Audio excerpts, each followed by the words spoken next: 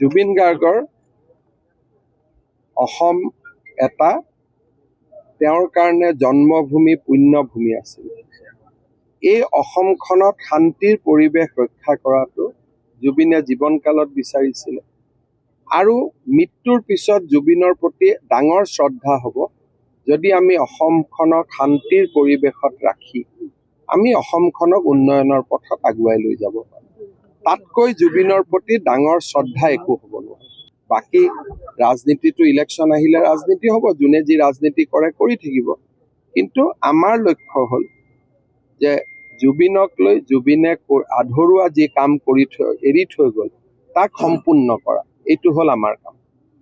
সেইটো কাৰণে আমি প্ৰত্যেক সমষ্টিত একোখনকৈ মিউজিক স্কুল মিউজিক কলেজ কৰিব খুজিছোঁ, জুবিনৰ প্ৰতিমূৰ্তি কৰিব খুজিছোঁ।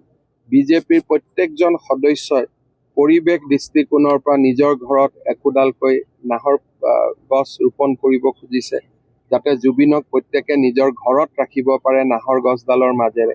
আমি পজিটিভলি চিন্তা কৰিছোঁ। আমাৰ গোটেই চিন্তাটো হ'ল ইতিবাচক, আমি পজিটিভলি লৈ যাম আৰু বহুতবিলাক জুবিনৰ কথাৰ পৰা জীৱনৰ পৰা বহুত শিকিব পাৰি।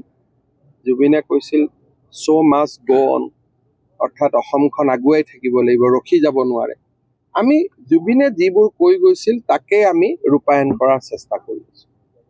সেইকাৰণে জুবিনৰ প্ৰকৃত অনুৰাগীসকল এবাৰ ৰাস্তাত ওলাই অহাৰ প্ৰয়োজন আছে।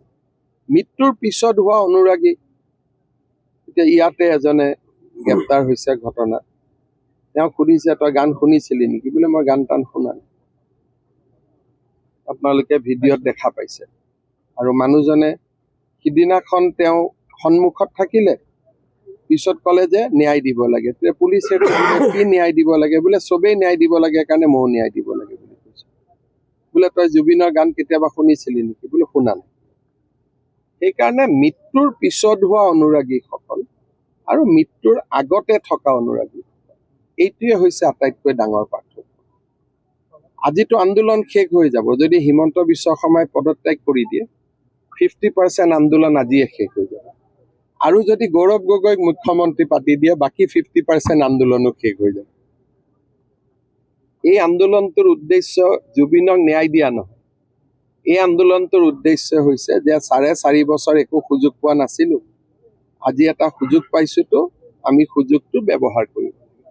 সেইকাৰণে বিজেপিয়ে প্ৰকৃত অনুৰাগীসকলক লৈ জুবিন যাতে মৃত্যুৰ পিছতো শ বছৰ জীয়াই থাকিব পাৰে, সমাধি ক্ষেত্ৰ নিৰ্মাণ বা জুবিন ক্ষেত্ৰ নিৰ্মাণ, কালি কমিটিৰ বৈঠক হৈ গ'ল, আমিও জুবিন ক্ষেত্ৰই কৰি দিম, কোনো কথা নাই।